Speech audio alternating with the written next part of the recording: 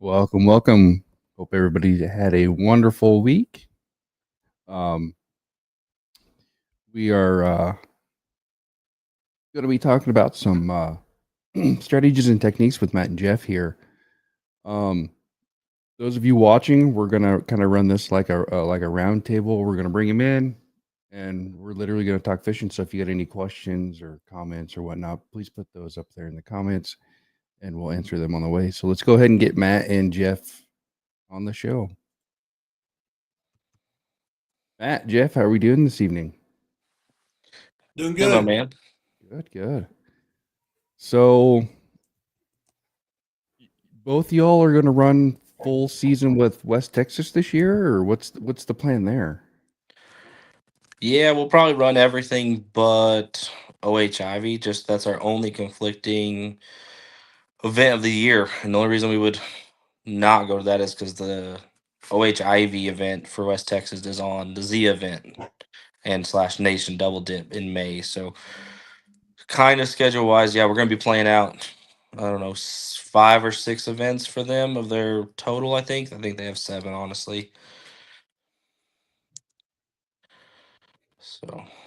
And Jeff, your plan, are you going to follow Matt and do the same? Yeah, yeah. I mean, we're kind of the duo now. I mean, I really enjoy fishing as many as we can, and for us, the uh, the West Texas events are honestly just as close as any of our New Mexico events. Yeah, because With this the one event you for guys just went to, that would be almost the same drive time as if you were to come down to like say like the Butte or something, right? it's closer to go to Amstead than it is to go to Elephant Butte. Yeah. Oh, no shit. Yeah. Yeah, Better fishing, I'm assuming, of course. It's sometimes. prettier. Here, I don't know. We off of our first event that we just had at the Butte, we had some really big fish caught from the Butte. So I'm not gonna say that the Butte is kind of sucking this year. I think we planned a really good time to host that event. I mean, historically, February, every time I see anything good out of Elephant Butte, it's like month of February is always the time. Like, Yeah, February, March. Yeah. I know when we were talking about that, like, that was the case, man. Like, I was like, I wanted you to put one early down there, and man, it worked out really good. It's tough to get bid, but when you get bid, it's like, They're the big bites. yeah. I mean, Um, Cooper wants to know, does Amstead border Mexico? Yes.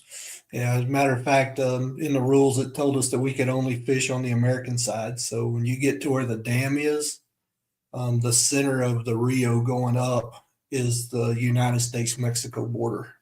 So we'd only fish on the north side of. If you went under the bridge past the dam, you could only fish the north side of the lake there. Oh wow. Um, how does that lake compare to one of our lakes here in New Mexico, or does it all? oh, I mean, there's the easy way to say it would be it's reminds me of Alan Henry slash kind of like a Ute combo. I mean, it's basically 100% rock, but has the landscape of Elephant Butte, if that makes sense. Like, Kind of barren land, no trees. yeah, like it's a combination, and it's a really cool lake. I mean, it with it being what is it, Jeff? Is it 65 feet low or something like that? Yeah, it's right now. I think it's currently 65 feet low. It's been there for a couple years now. You can find like little patches of like sunken, old mesquites and stuff like that. But I mean, it's predominantly rock, and but even at 65 feet low, that lake is massive. I mean, Yeah. you So can the whole understructure is rock as well, or Hmm. does it have sandy bottoms? I maybe up the haven't found any. Devils. Like it might be a little silty up in the Devils somewhere, but not much. It's pretty much rock all the way. Oh Yeah. wow. So when you guys decided to do this to go to this event, what was your guys's like strategy or research pattern that you guys used to prep yourself for that event? Like what did you do to get yourself ready to go? I didn't do anything. Jeff did all of the. He does more of the research than I do.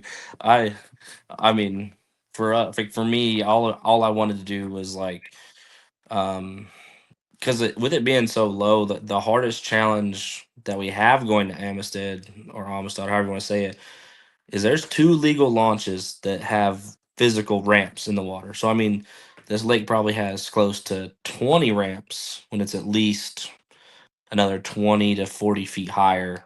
We're down to 2. So Diablo East, and there's a launch in the Devil's River. Outside of that, the only other legal launch points are the old highways that got flooded whenever they actually dammed up the lake way back when or whatever. So like the reality of like even just what you can physically get to is really tough. I mean, so scouting was kind of limited for me because I mean 2 launches, and basically I'm like I can go 4 miles, 5 miles either way of that, and that's really I was like, oh, we're just gonna have to check both, and that's kind of what I did. Yeah, I did a ton of lake study, and part of that issue too is finding the historical views that show the lake at this level. You know, Yeah. even you can do all the lake study, but finding the historical data that shows it at this level, I found it at its lowest point, and then even after we got out there, we're fishing islands that you can't even see that aren't represented on the latest historical data, and so like Matt said, it was, hey, you know what, Friday we're going to pre-fish over here. That's what we did. We went pre-fished up the Devils, and we both came back and we're like, I don't think we can win the tournament up there. And we literally didn't pre-fish again. We just launched and went fishing. Yeah. Sometimes that's what it takes is just fish the conditions, fish what you see, fish what looks good, you know what I mean? Um have you guys have fished this lake before, right? This is my second time ever. Yeah.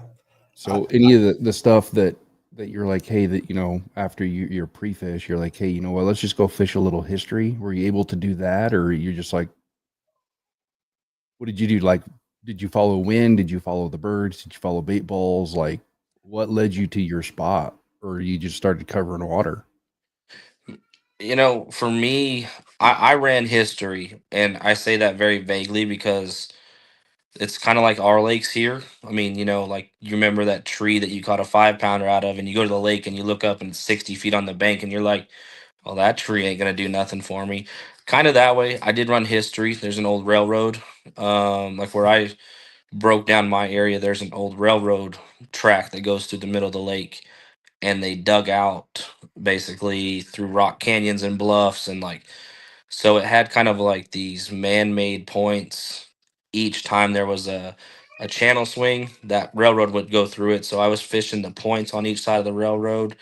Um, I went a lot farther this year than I have in the past. So I actually went to where I ran into land at the railroad tracks versus just fishing on some of the other stuff in the middle. But it's kind of a weird combination too, because I mean, we break down habitat. We're always diligent about like, man, this is my pattern. And you have big bluff walls, you have fine river rock, you have like chipped shell, and then like the grade of it, right? I mean, Amistad, even at 65 foot low, my first spot, like if I was on the railroad, it was at like 70 feet deep. If I was just on the edge of it, I was in like 6 feet of water.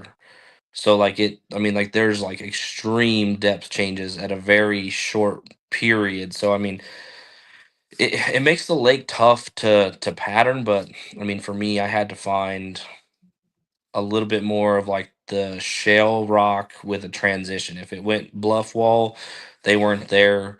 Kind of early pre-phase, like pre-spawn for me. They were setting up on small points adjacent to big bends or big fingers, right? I mean, Right. phasing to spawn, but I mean, they were still a ways away. We had 58 water temp in the Devils, and when we launched on Saturday for tournament day, we had 57-degree water temp. So not much difference between the two. Um, but yeah, it was just I did that. Jeff was a little bit different on his. He fished way different this year. Yeah. So were you guys actually able to put a pattern together, or was it just like random shit at random times? Yeah, I think late in the day, I think after 10 o'clock, I think I had a better pattern than what I did at 6 o'clock. I mean, I say that. I mean, I had three fish before what 7:15, 7:20, and then did 7:40 maybe, and then I didn't catch another fish until like 10:45. Literally didn't get another single bite, and I was sitting in an area where I thought, man, there's got to be some big fish in here, and it just wasn't happening. But later in the day, they were on main lake points, and then the first secondary point adjacent to that is where I was getting bit more often than not. If they weren't on the main lake, they seemed to be setting up on that secondary point off a main lake point, and then my big fish come off the back of an island. Um, the 17-incher came off the back of an island, but that's just where I was at. Yeah. So we got a question for you, Pops. Is what was your go-to bait? And they say please don't say a jerk bait. Was not a jerk bait. And no, I do not use forward-facing sonar. Basically, I have a Garmin, Matt, a 93 or 96, whatever it is. And 90 SB. I use that thing for two things: how deep of water am I in, and what's the water temp. That's basically it. Other than that, I can't hardly read the damn thing unless it's catfish. I tell what catfish are on it. But no, I caught my first three fish on a spinner bait with an orange trailer, and I was running a trailer hook. Caught two of them on the trailer hook, and then one that just choked it. And then I caught my next two fish on a shaky head with power worm. And then after I got the fifth fish on the board, I went to a straight Texas rig with the absolute biggest worm I could find. I had some 10-inch power worms, and I tied on that power worm. And about the third cast, I caught that 17-incher on that off the backside of that island. Now, was that a straight retrieve, or were you dragging it? Just dragging it.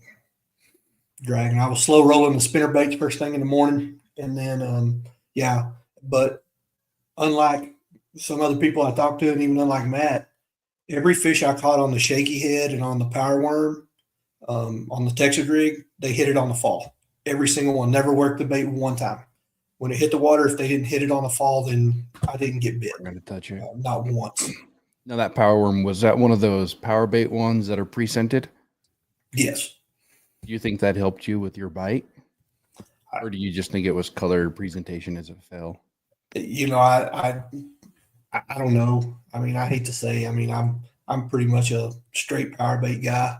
I throw some of your stuff, and I throw some of Derek's stuff, especially trailers and for your crawls and stuff like that. I really love your crawls, but a lot of I don't know if it impacted or not. I'm definitely gonna say it didn't hurt because there was zero rhyme or reason to what those fish were on. I mean, zero. Yeah. What kind of water clarity were you guys dealing with? Did that play a factor in what you decided to throw as well? I didn't play really a factor for me. I feel like we're used to clear water. I will say it played a factor in a lot of our competitors leaving us alone. 90% of those Texas guys, and y'all know West Texas, like Gene and you, they hate clear water. I mean, they got to have a green, a brown, a blue, dark blue tint to it in some form or fashion. I think we had 44 anglers. I would say 25 or more launched in the Devils, and I'd say I think 10 launched at the main access road launch next to us. At ours, I think it was me, Jeff, and three other guys. Out of we didn't see anybody else. There's only 3 real launches you could have. So I think we had a lot less pressure, a lot less repetitive cycling of other anglers coming in there. But I don't know. I got into 9, 10-foot visibility. I mean, depending on kind of that transition. I mean, and there was no wind. I think we got 91 degrees that day. So I mean, it was really hot. You know, those fish are wanting to suck up. The water's still a little cold, trying to make the push probably or transition at least, and it just wasn't like it just wasn't there yet. I don't know if it was we were a week early. I don't know if we needed some wind to stir it. We needed something to make that change a little bit. So it was just weird. Yeah. So Gene's asking a question. It says the devil is at the river system, and was the river available to fish? And can you guys see any fish? We smashed them in the Devils on practice day. We launched. We slept in a little bit on Friday. We didn't hit the water till I would say what 10. We got off the water at 2, and I had caught 9 fish. The Devils was easier to catch fish. I think that reduced clarity, and the day we were there had a little bit of wind, a little bit of chop. I found it easier. Jeff caught fish. He caught crappie. He caught all kinds of stuff. I mean, there was white bass guys everywhere running up the river. So the bait, the forage, the other species were there, all that good stuff. But we failed to catch a fish over 15 inches in the Devils, and that ultimately was the go no go for us. Do you feel that's where the majority of the fish are going to push to spawn? Is that muddy water? Um, I don't know, to be honest.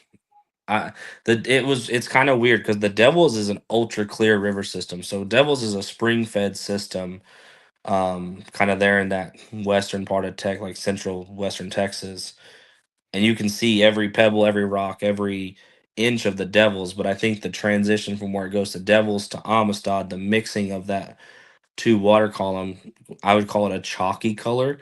It was still blue, but it had a like a grayish tint to it almost. Like it just mixed it up. And that as soon as you got to Main Lake on the Devils, because I ran down from Rough Canyon launch and I ran 4.5 miles in that short window, and my water quality just kept getting clearer and clearer as I went down, which was okay. So I kind of knew where I wanted to be, but it just it was just size dependent for us, which ultimately was one out of the Devils area. I mean, so Jody Morris, he was up in that area, and there's I would say a 95% chance that he caught both of his big ones live scoping off the Devils area. Yeah. Yeah, I know But when everything else, yeah. when I saw those guys up there on practice, that's what they were doing. They were sitting, right up on the bank and then live scoping the channel. One drawback I saw of the Devil's River is it's small. It fishes really small. The further up the river you go, the narrower it gets, and the less cuts and draws and coves and that sort of thing. And so the amount of people that were already up there pre-fishing, I mean, it was fishing small because that went one way, I went the other, of course. Just we're gonna look around, and I mean, it got to where it was fishing small. And there's some great big timber up in there. I was going to ask if that held more of a structure than the main lake, as the main lake, from what I understand, is just rock anyway. Yeah, the further up the river you go, the more structure there was. There was a lot of big trees. I mean, I flipped trees, I pitched trees, I didn't catch anything. I caught everything off the rocks. I think that was more of the heat. Like the rocks probably holding more heat. The fish were, a little more set up on those. Yeah. Gene wants to know, is the Big Money Championship a factor for you guys fishing the West Texas Series this year? That's our side goal. I mean, Chris, you direct your trail. I'm Nation. West Texas is the kind of the one place other than your events or something like that where we don't get to be directors. We don't have to judge fish, manage money, do weigh-ins, captains meetings, the due diligence of being our trail stuff. So this is for us. This is kind of our go-to. Just we get to be an angler part. My number one. I don't know. I make a goals list every year. Probably some anglers do, some anglers don't. But my number one goal is to make the West Texas 20 or the championship. Right? They qualify 20 anglers through their AOY, and I mean they have a lot of money from their sponsorship field getting shoved into that championship. So it's my goal, and I mean the way Jeff's been fishing, he'll be there. He'll probably beat me, and I'll go watch whenever we get there. But that's our goal. Yeah, I don't know how to say it, man. I'm just happy to be there. I just enjoy it. I mean, for me, I mean, of course, you always want to do well, and you always want to, try to excel at what you're doing. But for me, man, I love the camaraderie with the guys. That's something I get more out of those tournaments than ever winning any money or cashing a check. It's just hanging out. At the rooms at night. Having a few cold ones, shooting the crap with the guys, and just a camaraderie part. I mean, I really enjoy that. Of course, I would love to make their championship. I don't have any ill illusions that I'll replicate the successes I had, last year, and then coming back this year. But I mean, it's definitely, it's always a goal to try to reach the pinnacle. But for me also, I mean, I just, get to hang out with you guys. I mean, I love our tournaments. I mean, you got Big Rich, you got Robert, you got Anthony, you got Casey, you got, Chris, and thank God Gene's coming back. I mean, we all just have such a good time hanging out with each other. I mean, to me, that's I'm not gonna lie. You talking on the camaraderie. 60% of my knowledge, because I've only been doing this for tournament wise for 3 years. 60% of my knowledge comes from talking to everybody at the Airbnbs and awards. Like that's how I pick up my information is physically getting to know everybody that I'm fishing with, and they kind of like, oh, have you tried this or have you tried that? You know what I mean? So yeah, I totally agree. I like the camaraderie that I would say Matt is pretty much started, through the Nation series. And it's kind of overflowing in, to the Derby series, then flowing into my series, and everybody's able to come on and talk to each other, which is fantastic. I'm still getting text and emails about what I should do here and there, and I kind of tell them, I was like, well, just kind of do your own research. Got a question in the comments for you gents. Josh Jordan wants to know, when you're fishing murky, unfamiliar water, what would be your go-to lures to find or locate fish? Hmm. shaky head, and then I just Yeah. pick a color from there. About everything I've ever caught daily is shaky head, but also like in that, for me, like water clarity plays a difference, but the temperature of the water plays more of a difference in the lures I throw than about anything. Colder waters, I'm throwing those, bigger chatterbaits, spinner baits. Some's going to move some water, and then of course, lipless. But Matt's probably a lot better versed in that than I am. Yeah. I'm not gonna lie. So for me, what I do, I do have forward facing sonar. It's more of a waste of time for me than it is utilized. Me. So I'm gonna pick up something that I can power fish with. What can I cover the most water with? Then you know, follow nature. What's the wind doing? What are your bait balls doing? How are they reacting to the weather that it's presenting with? Like, you know, choose your colors depending on, are we working with a sunny day, no clouds, or are we working murky water with a very cloudy day? That's going to kind of depend on what color we're throwing, right? And just kind of go from there. Try to put like a pattern together. Can I get like 2 or 3 different lures with a couple color options, and just go from there and kind of narrow it down? I agree with you. I mean, both y'all, but yeah, like that. I mean, for me, like, I mean, I fish muddy water the most. Like that's where I'm most confident in if I'm gonna do it, or murky or off colored water. I always have the same premise or the same statement. The Just because the water changed color doesn't mean the bait or the forage ever changed color with it. So, I mean, yeah, we follow the book, right? If it's, cloudy overcast, use dark, or if it's sunny, use watermelon or natural colors. I mean, I think it plays into, for me, just confidence, and like I'm gonna be the same way. If I'm gonna pick up a big spinner bait, I'm gonna have something that has a lot of water movement, probably across the board, unless it's really cold in those facts where I'm gonna go to a black blue jig with little kick versus maybe going to something where that has a lot of appendage kick or moves a lot of water. If it's just a little bit warmer, I could care less probably on color. I mean, a white spinnerbait in chocolate milk catches them just as good as a black with gold, in my Okay. opinion. So on that note, and this is a question for both of you, let's say you go to Amistad, what are going to be your top 3, top 4 colors that you're going to always have in your box ready to go for whatever situation comes up? Like, do you have 4 confidence colors that you keep on board? Oh yeah, yeah. Green pumpkin jig for sure. White gold blade spinnerbait. I'm gonna have a Texas rig, probably with something watermelon red or black blue on it. And then I'm gonna have, oh, I mean, Texas rig falls in line with like my shaky head work and stuff like that. And I'd say the other one would be my outlier, where it's either a big bait or a finesse bait. Something Ned rig based, or I might go the other way, like I'm 6-inch, 8-inch mag draft or something like that. Yeah. Yeah, for me, it's pretty much the same thing. I mean, I used to fish Amstead a lot when I was a kid. We used to fish bass tournaments down there, boat tournaments. Um, and to me, always, trying to match the hatch. And so, of course, like I said, the white, spinner baits, flukes, baby bass flukes or the shad colored flukes, and then green pumpkins, and a color I really love on Amstead is motor oil. Yeah.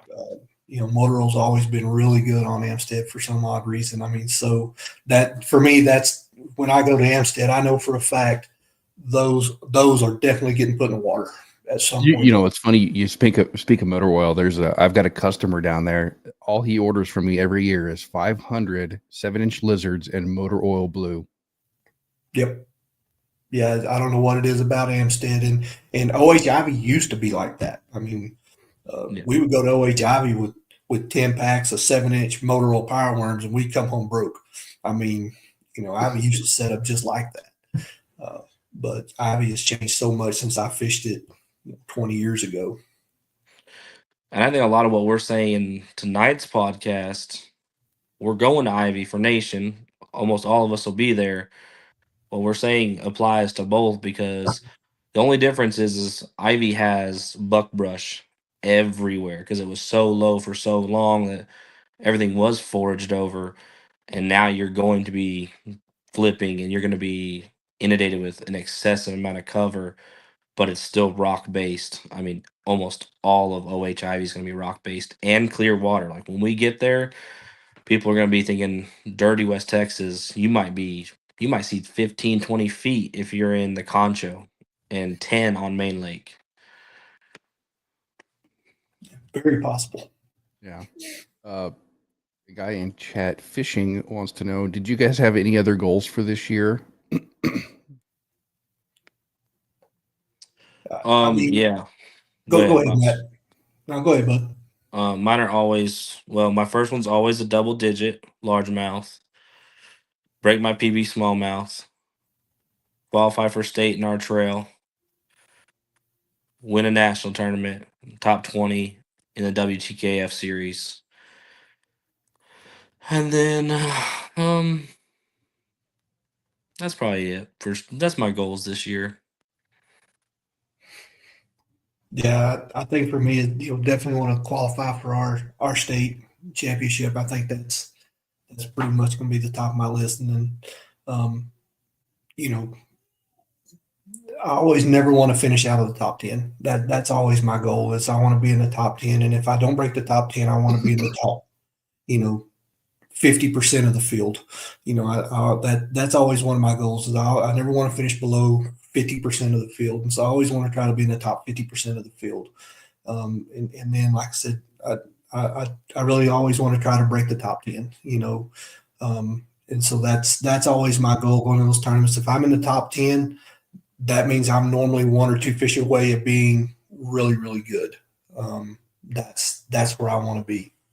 Yeah. So Anthony B, in the chat here, this applies to both of you. What is your guys' PB smallmouth? Mine's 412 out of Fort Sumner about a decade ago. Man, I couldn't tell you. Probably that sucker I caught last year at 17 and a quarter, whatever he was. I didn't even weigh him. I haven't weighed a smallmouth, and God, I could tell you when. So mine, I caught up off of Black Bluff at Dubuque last year, was a 4.6 smallmouth. Phew, That's a thumper. that's a thumper. And I caught him on a fairy wand. I thought I was going to lose him. Yeah, I bet. I was actually up there. I was testing some baits, and he hit it, and I thought I was a goner. Gene wants to know how's Santa Rosa looking, and are either of you guys going to come down to the Ute tournament this month? Santa Rosa's looking pretty good. Water levels up, definitely where it's functional. I mean, I think if we have the volume of people that might come out to the nation, we get that. If we get her anywhere around 30, Santa Rosa's going to fish very small, and I do hate that aspect. I mean, but it's such a good lake to be fishing on. Historically, that's one of the better lakes to fish. So definitely got to just try to mix it up too. I mean, we have such limited water here. It's tough. So we're gonna have to have some good camaraderie on Santa Rosa for the first event of the year, without a doubt. But yeah, that's it'd be good. What was the other half of that one, Chris? Are either one of you guys going to come down to the Ute tournament this coming month? Yeah, I was planning on going to the Classic, but our plans have then since changed for that, so it's on my radar. Haven't exactly locked that in yet. What weekend is it? You'll I know be you. in. You fly out to West Virginia that Friday. Oh yeah, yeah. I'm going to West Virginia. Yeah, so this month's tournament is going to be the 22nd, 23rd. Yeah, that's the beginning of our spring break. Yeah, And so the wife and everybody's off that week, and so yeah, we're going to.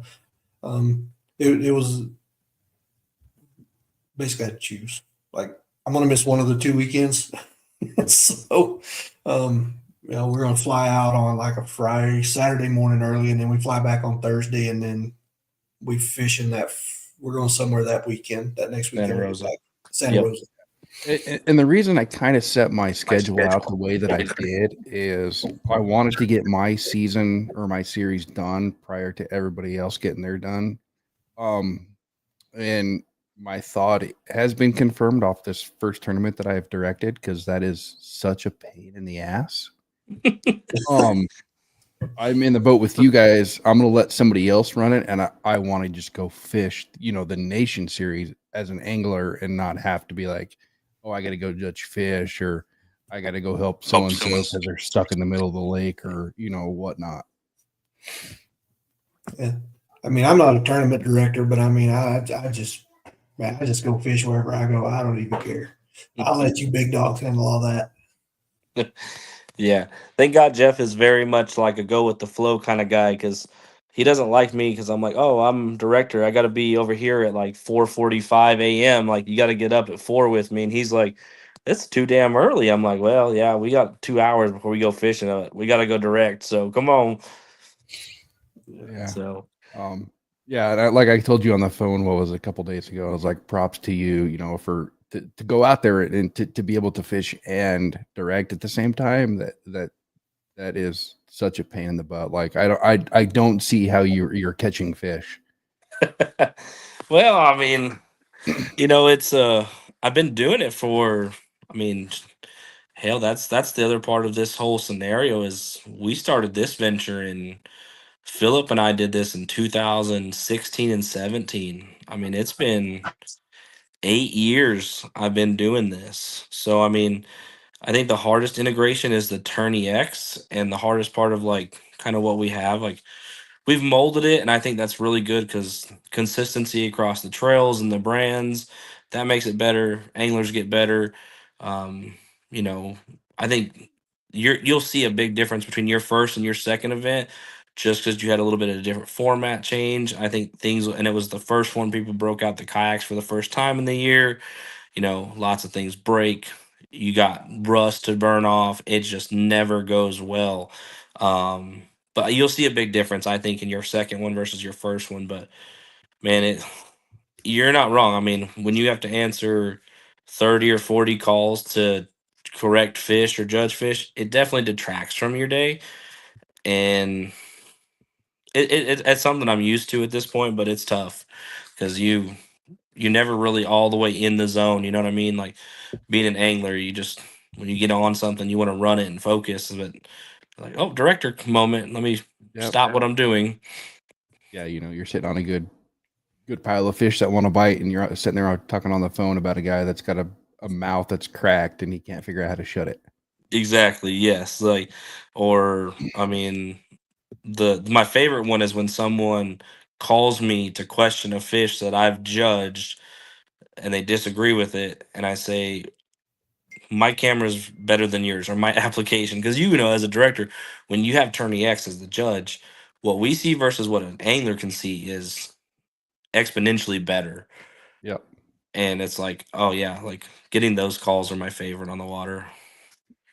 Yeah. And I was heartbroken off my first event. I wound up having to like message and call this guy. He'd submitted an 18 and a half with a wide open mouth. Oh And so I screenshotted my rules, which are posted in Tourney X in the description. And yeah. if you scroll up as you register, there's another PDF file there that you can download and print and whatever. So I had a screenshot that said cracked mouth was a 1/4 inch deduction. Then, blatantly open mouth is a DQ.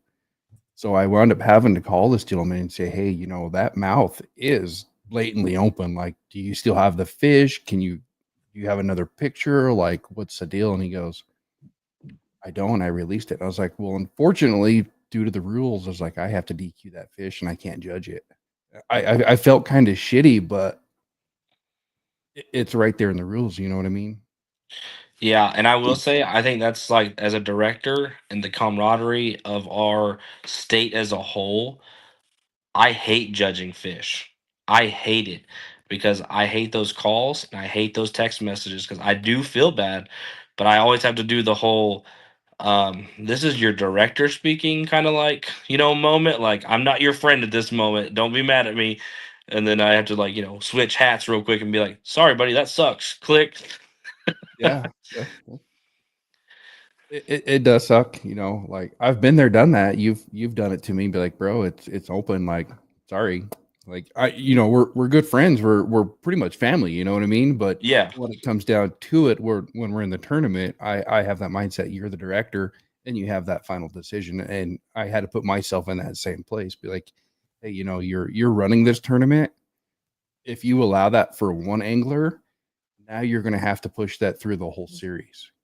So you either nip it in the bud on the first time or the first chance that you get, or you deal with the consequences later down the road. Yeah. You can't be inconsistent. I mean, don't care if it's my father-in-law, my best friend, or my wife. It's all going to be the same because at the end of the day, that means more to the masses than it does to that one person, and that one person usually understands that mistake. It stings a lot. I mean, when we're talking, the hardest call I've ever had to make was John Widner, day one of last year's state championship. I had to DQ all of his fish. Yeah. Well, it's hard not to DQ when it's right there in the rules. You know what I mean? Yeah. Cooper is saying, well, I tried. I was even like, are you sure? And at the end, I agreed with Chris that it was open. Yeah. Yeah, it's definitely good to have someone backing you and looking at it too, because like you needed a second opinion. But yeah, it's hard to make those calls because, like, especially with our fish, I feel like as a director, that's something that changes too. Is when you're judging a smallmouth, it's hard to determine if that's a blatant or cracked because I mean, it's just certain fish grow differently, and you're like, man, do I DQ this smallmouth? Largemouth are fairly simple. Don't get me wrong, like you can tell it's 17 and a half. It's going to shrink down to a 17 or 16 3/4. That's fairly easy. But smallmouth, you're like, dang, this is hard. Yeah. Especially when you get those Bubba Gump fish. Yeah. And, And photos. being a director, though, having that magnifying glass to zoom in a little bit further to actually confirm that it is a Bubba Gump fish and it's not open is nice. But if you were to just like open up a standard Tourney X and see it, you're like, oh, that's an open mouth, but it's not. Yeah. Yeah, really. It's tough. And then I know I mean, it was like pretty funny. Like I think I even made a comment to Jeff because Gene made the first fish post of your Butte tournament. I think it was Caden. And I Mhm. was like, man, the angle on that fish is hard to judge. I mean, just, people learning what we need to be accurate and mindful of everybody as a whole. The angler's number one most important job in that tournament day is 5 great photos. And if you don't get that, it makes it hard on us because now we're making biased or uneducated decisions based on what we have factually, and that's tough. Yeah, and the anglers that sent me those odd angle photos, and sometimes I'm at fault of doing it myself, is I would shoot them a message on Tourney X saying, "Hey, let's try to correct that angle, get more of a top over shot."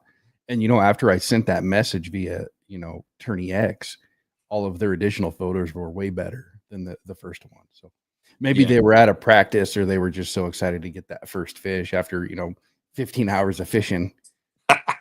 Yeah, knock the rust off, man. That's it. And I'm not gonna lie to you. I like the width of the new leaderboards. I do like those for pictures. But I am gonna start recommending to the anglers to put a sticker over that mirror. Tape the mirror, tape it off. Yep. Yeah, I had one angler that it took a photo and the sun was literally blaring into the front. And when it was uploaded to Tourney X, it was literally just like a sunspot. Like I couldn't even see the mouth. So I had to instantly call and be like, hey, I need a different picture like now. Well, I'm with you. I think that's also just a great segue as people watch this podcast and hear us talk about these tournaments and these trails. It Anglers need to be so mindful of when they take that picture to evaluate it from a standpoint of, can I do all I can do with this fish to give myself the best chance? You know what I mean? Like, if you just take the photo and you're like, yeah, I'm good, and no matter what, they're gonna count it, and you turn it in, you go, I can't see the mouth, the head, the eye. I have to DQ it based on rules or what I can officiate from. And it just being a good steward of reviewing your photo, doing your checklist every time, and working down it. And then before long, you don't have problems. You don't get DQ'd fish. You just go out, you fish. It's second nature. And I mean, Yeah. The other thing that sorry, I I've kind of I've got learned paused that there. has Sydney tried been to call super me. well is boat position when it comes down to pictures. Like back off your spot, like back up, put your boat in a good position where you get the best lighting, minimal shadows. And if it takes you 5 minutes to get the best picture you can, that's what it's going to take. Um, if you're on a good bite, get the best Hold photo on, you can, hold on, put let the me see fish here. away, continue fishing, then upload your fish. Like just try to capture that photo and keep going. Can y'all hear me? Yeah. Yeah, we got you, bud. All right, now I can hear you. Sorry. No, you're all good. I don't know what y'all were saying. I missed it. Sydney Oh, called me. I was talking about um after you catch the fish, I back can't off hear your. Chris. Can't hear me, Jeff. Can you hear me? Yeah, I No, I got you. got you. No, I got you. Yeah, sorry, Chris. Oh, okay.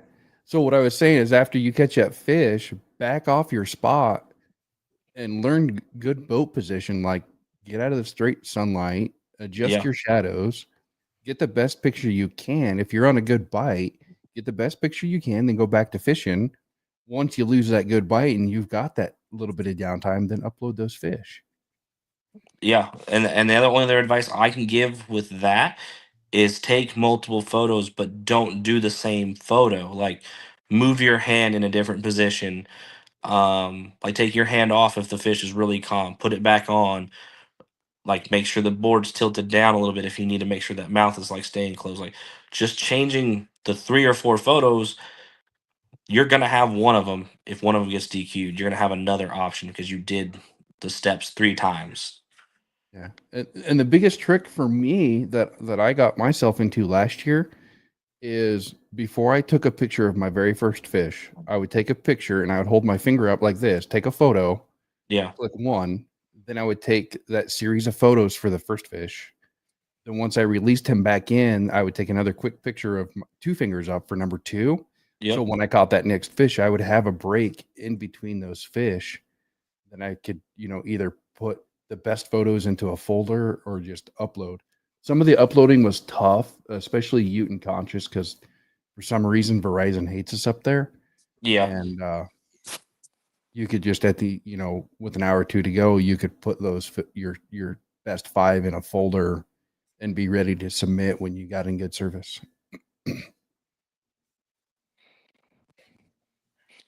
Yeah, those are the best we can do for sure. See if we get any more questions in. I haven't seen anything pop up. Oh, hey, Miguel Sotomayor. Hope you're still here. You omelet making mother. Miguel has promised to make us a 5-star dinner at the next native event on Fork. So we're gonna hold him to that, and he still has to do omelets, because if he's gonna do omelets that good, he's just shit out of luck on not doing that. Yeah. Yeah. Yeah, I can't get out of it now, buddy. You've done tipped your hand. Yep. So I've got a question that comes down to strategies and techniques. I Sure. might not be the only one in the podcast tonight that's in this boat. So I've never fished Santa Rosa. So going in as a new angler to fish this body of water, how would you guys recommend that I go break down that body of water without being on that body of water?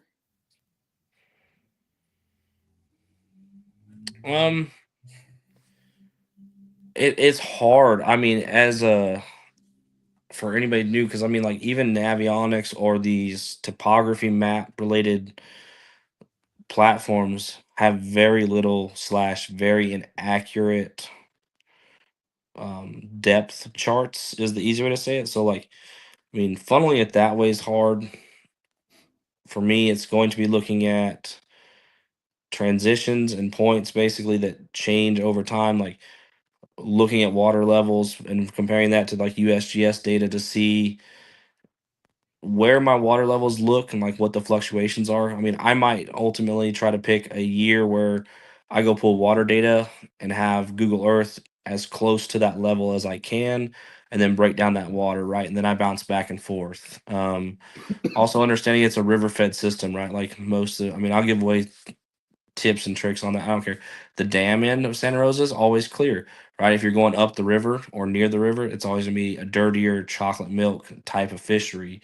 So you have a little bit of flexibility on how you want to fish. But Santa Rosa has a lot of good imagery because it fluctuates so much. So I mean, my biggest tip is look at historical water levels and find a time frame that matches current, and then from there research underneath, like, go back when it was a river channel, find bigger trees, bigger rock piles, points, humps that you can find, and manage your view there.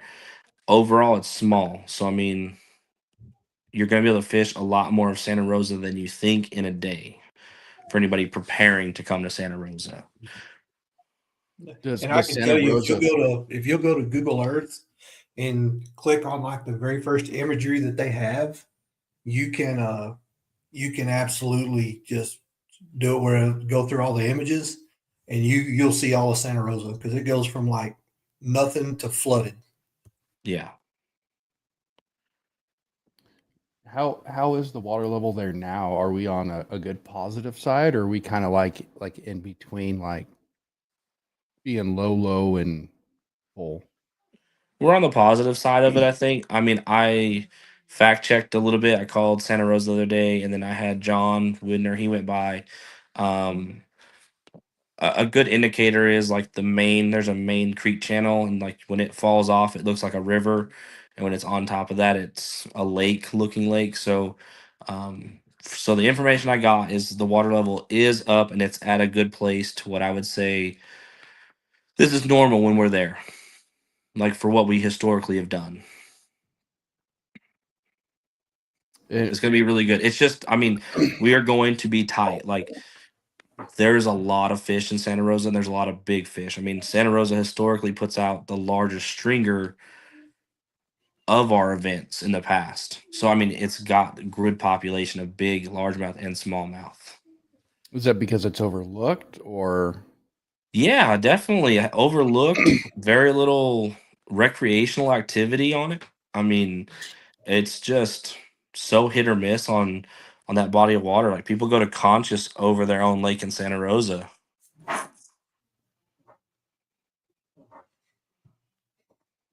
Does Santa Rosa fish like you and Conscious, or does it have its own like little twerks and?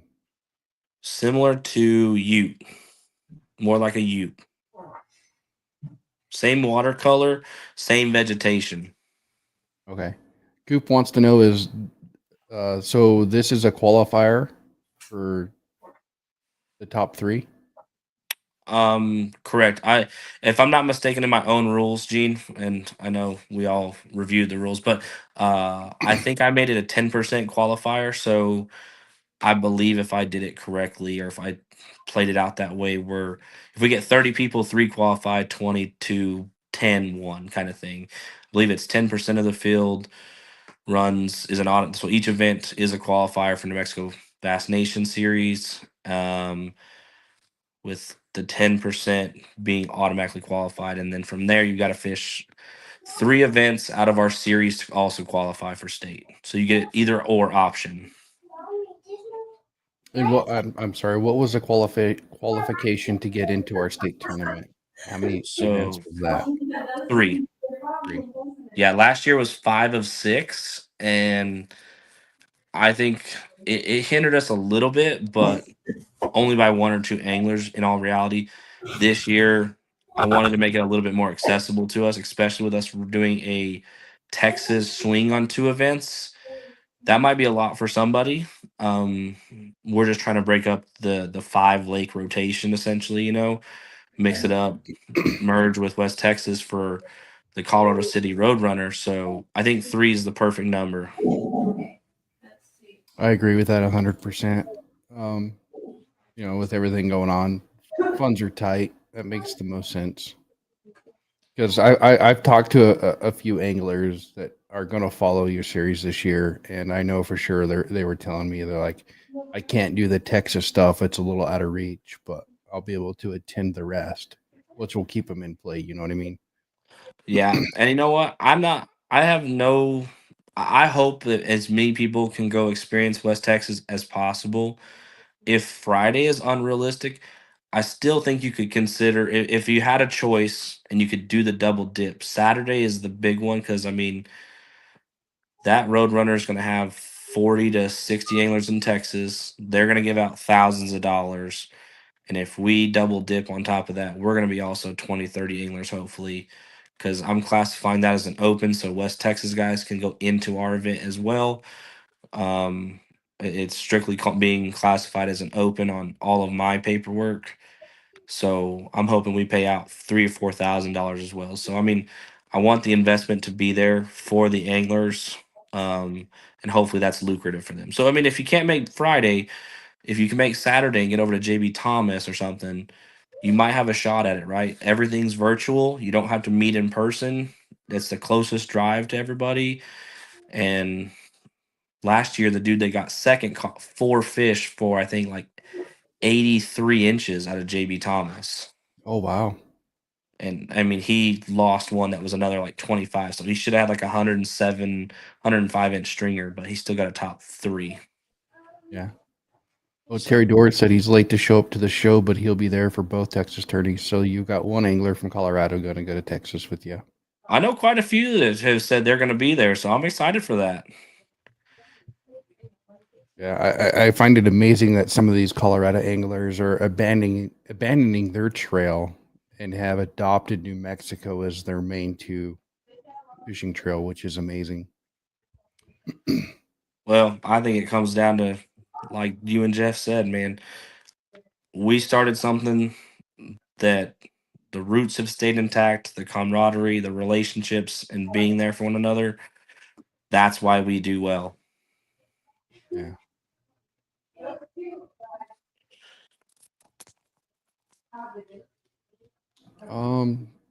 So Yeah, exactly, Gene. Everybody go to Thomas or Champion.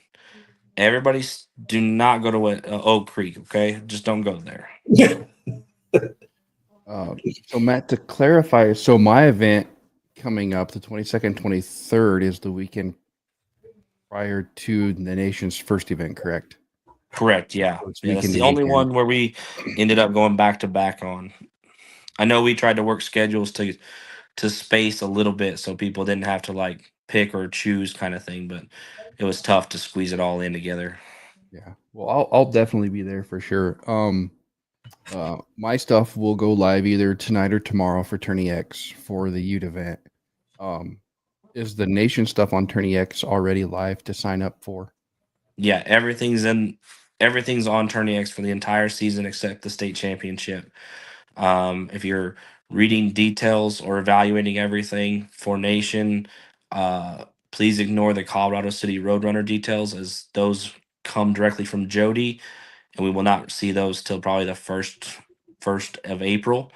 So just fair warning that that will change. But then I have all 7 events on Facebook, and all the links are in my fact form. So if anybody needs information, I do emails basically every couple weeks, and then as tournaments progress, I rotate emails, Facebook as well, and then also the website. Right, if you go to NewMexicoBassNation.com, click on the kayak tab, all of our event information is there, and all of our links to Tourney X.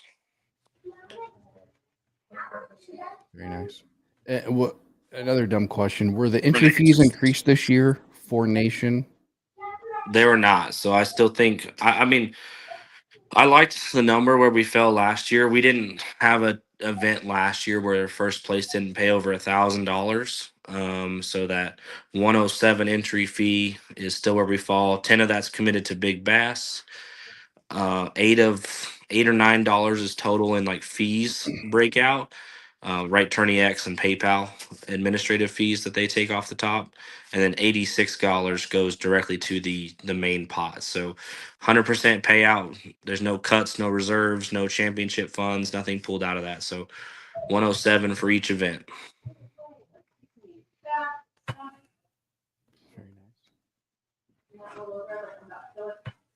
Very nice. There was another question I was going to ask you, and I completely forgot. One of Pops. Do I what? will say, I I did said hear I the had other a question I day. was going to ask you all, but I forgot. I just pulled the Pops.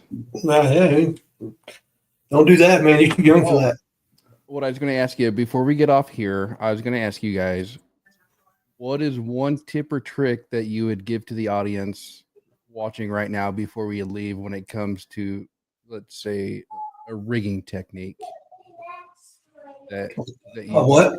like a rigging technique? What would be a good tip? Like, so for me, when I do a lot of my dragging Texas rigs, I do a modified Carolina rig, and I love to throw something floating off that Texas rig in the back. Gotcha.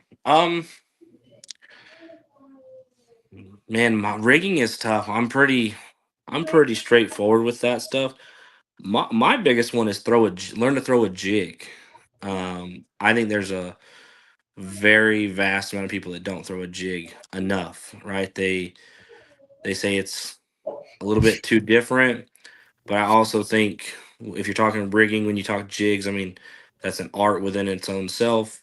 Make sure that you're buying a jig that's not overpowered by that. I mean the hook specifically, right? Like you don't have to go extremely heavy with a 5/0 Superline Gamakatsu hook and a jig. Just make sure that you have one that matches your rod and your line power. And then, you know, if you are throwing heavy, like a good jig tip is if you have a weed guard that's too soft, you super glue the bottom third of that where it connects to the head of the eyelet, right? So like the super glue will bind more of the skirts and stiffen it up because it just doesn't have as much room to move. So you can ultimately stiffen that. And I carry super glue on everything, right? We super glue all of our heads and trailers and stuff like that. So throwing a jig, if your brush guard's too light to flip into structure, you can super glue the bottom half of it. And then don't over trim it.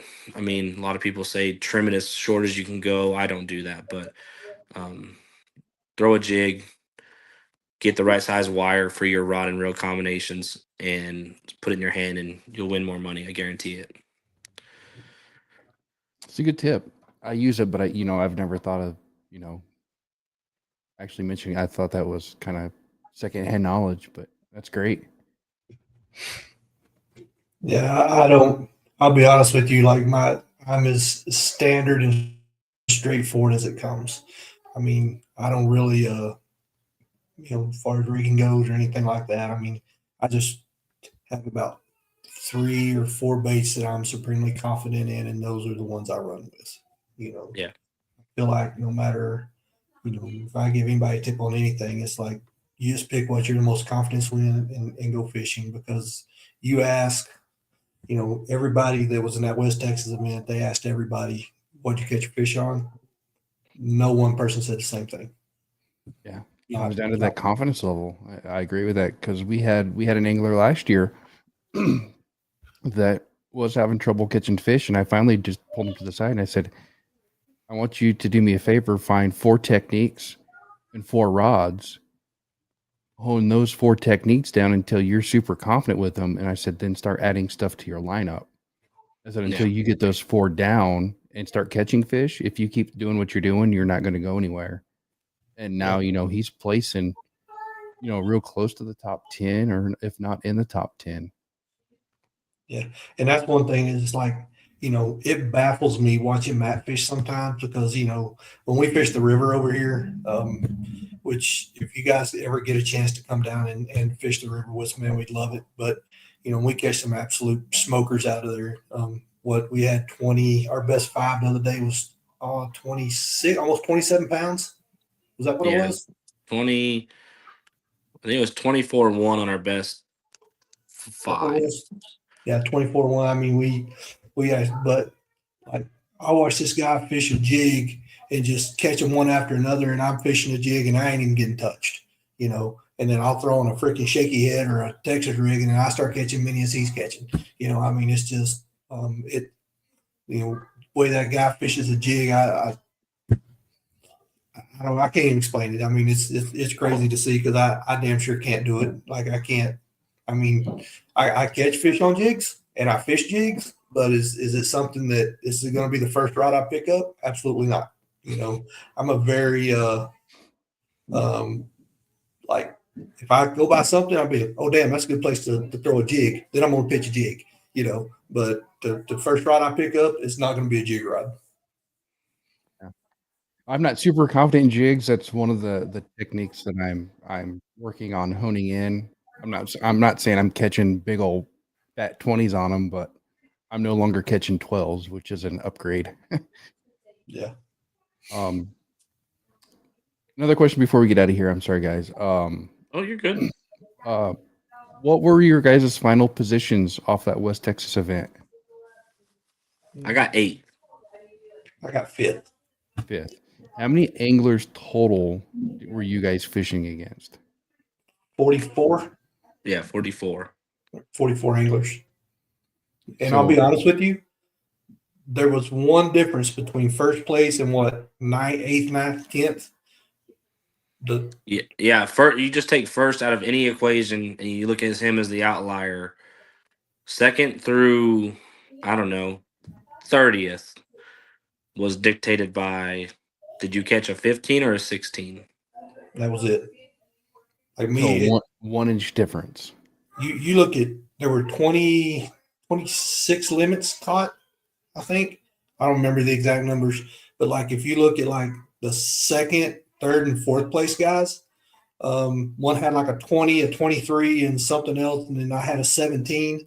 But if you look at the other 4 fish that we had all the way down through 10th, 12th, 15th place, those 4 fish are exactly the same. It was literally one bite that puts you up in that.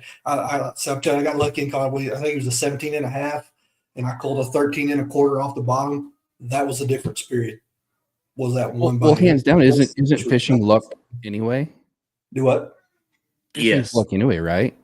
Yeah. Having the right presentation at the right spot. Yeah, that to me that sounds like luck. You know what I mean? Yeah, I mean, Yeah, I mean, if you're talking about like my day versus like Jeff's day, I know me and you kind of talked on that, Chris, a little bit, but I caught 3 in the first 30 minutes on a spinner bait as well. All 3 were short. Caught 1 keeper. Didn't catch. I caught my second keeper from like didn't have another bite from like 7:20 to 9:30. Caught one at 9:30. Caught one at 10:30. Caught one at 12. The only thing is I progressed, but I caught him on a crankbait, a Texas rig, a shaky head, a spinner bait, a swim bait. Like there was no rhyme or reason. It just we just found. I think the area that Jeff and I stretched on was just a little better class fish than like what most people caught in the Devils, and there was 2 guys in the Devils that did better. The For anybody out there, like the dude that caught the 23 that got third, he visually saw that fish. It was swimming on the bank with another one, and he flipped a mooch minnow in front of its face, and she ate that. I mean, how often does that happen? Like, Not very, to be honest with yeah, you. like you take that dude's fish away. Jeff is 4th. I'm 7th. Like, yeah, the other guy caught a 21 or something like that. That was a good fish, but it just that one fish separation. It just there was no rhyme or reason to this one. Yeah. Yeah, it's the right place at the right time. You know what I mean? Yeah. I lost 5 fish in the last. No, I lost 3 fish in the last half hour, and one broke me off. I broke it off, and I think that fish could have made a difference. That's the woulda, shoulda, coulda story. But I really didn't move that fish. But then again, I also swung really hard on 12-pound test. So And Go see, big I or go just home. I didn't get another bite. I did. My last bite was at 1:30. I didn't catch a fish between 1:30 and 3. I did not get a single bite the last hour and a half of the tournament. Did you try adjusting your depth? Yeah, well, I almost thought adjust your depth for you. I mean, Matt, when Matt told you like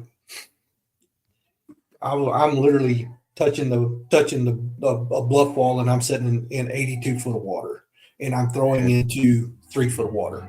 I mean, that's how condensed some of those areas are. I mean, it's a very unique lake in that. I mean, I tried to position my boat in 12, 14 foot of water and throw up to about 4 foot to 6 foot, kind of where that transition line was, depending on where exactly we're on the lake.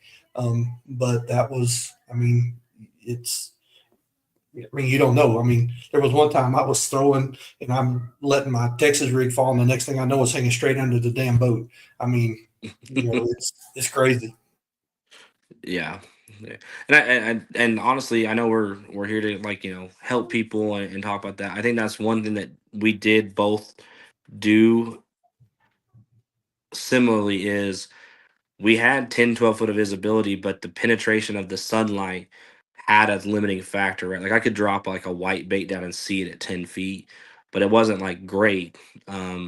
But like those transitions and stuff, like it went from ultra clear where you could see every rock to like a dark line. You know what I mean? Like there's that physical penetration of light that changed, and that was in about 8 to 10 feet across the board.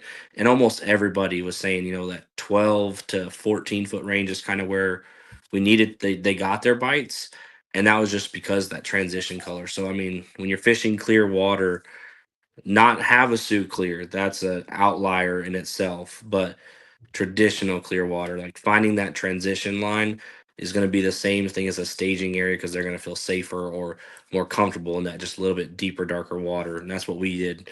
And it seemed pretty similar across a lot of the anglers as well, Yeah, unless you're in that's the why, Devils. like the Navajo tournament we went to. That's all I fished was that transition line all day long. Yeah. Mhm. Yeah.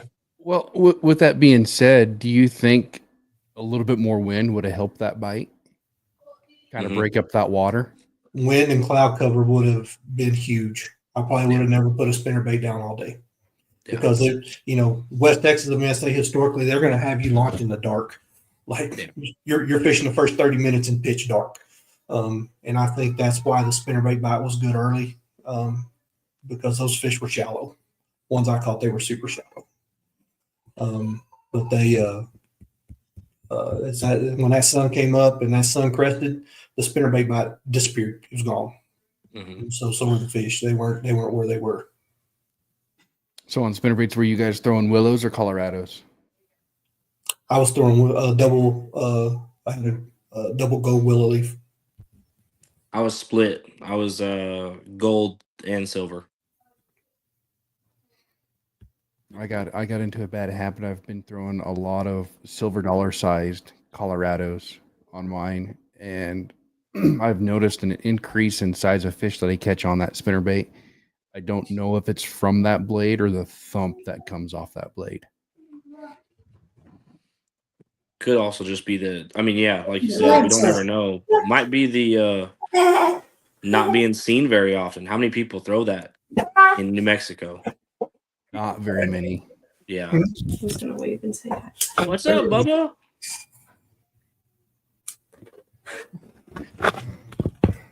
My own husband doesn't acknowledge me. You can always Look at that So. go mute. Oh, No. We've went over an hour. I think we've kind of discussed what we needed to. I appreciate you guys coming on. I love the tips and tricks, strategies, and whatnot that you guys presented to us. If there's nothing else, we're gonna kind of get off here. I've been under the weather for about a week now and still not feeling the greatest, so I'm gonna get off here, find some food and whatnot. And Same here, man. Well, I think if this dirt don't stop, I don't think anybody's gonna get better, man. It's brutal. But yeah, it's been good. Yeah. One thing I will say is, thank you guys for promoting the kayak fishing in New Mexico. Chris, Gene, you guys are doing a lot.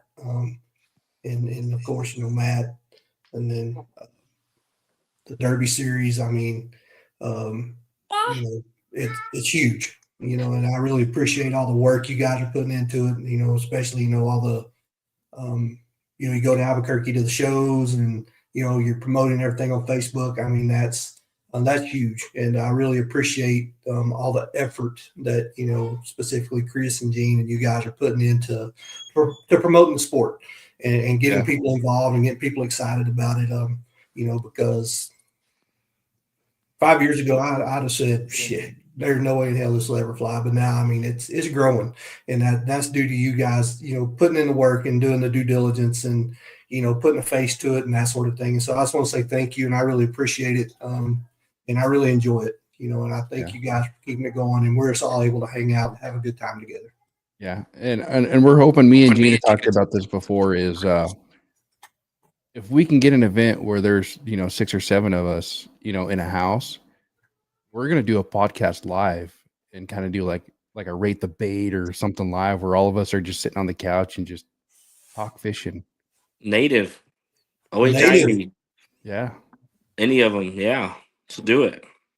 So I'll tell you, man, that you talk about a way to finish the year off, man. That native tournament, the fishing sucked, but the food was fantastic.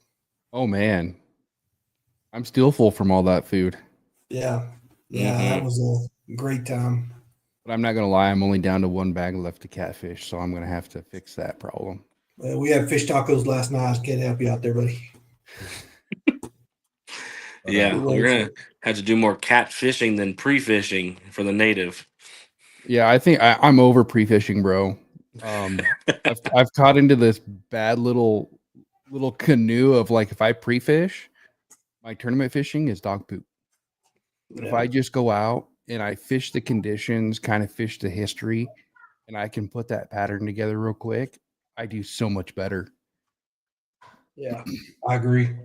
I can tell you this: if we go to Fork the Friday before the tournament, I will not bass fish. I will be catfishing all day. And Terry's like, y'all have made me really, really enjoy fishing. Once again, thank you. And that actually comes off of a conversation that me and Terry have once had, that he was actually to the point he was ready to sell everything he had. Then he come down to one of Matt's events where we got to meet Terry, and he got to see that camaraderie, and he was able to talk to anglers, and it re-enlightened his bass fishing career, as we'll say. Yeah. Well, I'll be honest with you. I used to fish boat bass tournaments all the time Time I was probably 16, so I was probably 23, 24. And then it just wasn't fun. And we discovered Lake Fork about that time.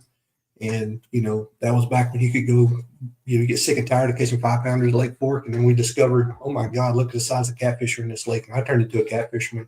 And it's funny because me and Matt were talking the other night. Him and Sydney started dating, and he wanted me to go bass fishing with him over on the river and take kayaks. And I had to go to Walmart with Sid and buy a rod to bass fish with. I didn't have one. And so, like, I didn't pick up bass fishing again until 5-6 years ago.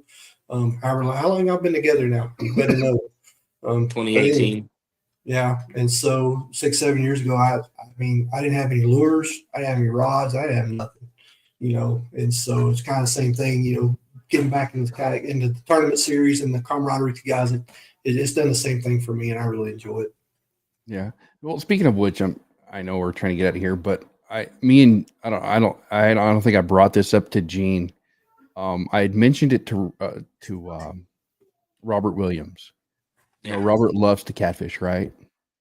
I've thought about adding like a 30 or 60-day event to Tourney X because I'm not like strict on like you can't catfish prior to a tournament. Like if you show up, because Robert called me, he's like, "Hey man, I brought catfishing rods. Can I catfish tonight?" And this was the night before the event. I was like, "If you want to catfish, bro, catfish." So what I was thinking is adding like a 30-day event of making a catfish event. So not only can you fun fish for catfish, but you can also maybe make a couple of bucks. Yeah. On top of another tournament. I'd be all in on that, baby. I'm a catfishing machine. Yeah. I would make that, that 30-day event or 60-day event open to all New Mexico lakes. Yeah. I'll do that. That'd be cool. Yeah, be cool. Sweet. All right, buddy. Well, I'm going to have to get out of here. Like I said, Yep. I'm not feeling the greatest. I appreciate you guys. I love the support you guys are giving me and Gene and everybody else behind the scenes that are trying to get, all of our media and trying to push you guys as anglers for New Mexico. Again, congratulations on your guys' top 10s. Yeah, felt good. Good way to start the year. Felt good. Yeah. Appreciate it. I mean, yeah, thanks again. Keep up the good work, Gene, Chris, on all this stuff, and hopefully I see you guys in a couple weeks at the Ute event. Yes, sir. All right, gentlemen, we're going to get out of here. We've got no other questions, so we'll see you at the first event. Yeah. All right, fellas. See y'all. See y'all. See ya.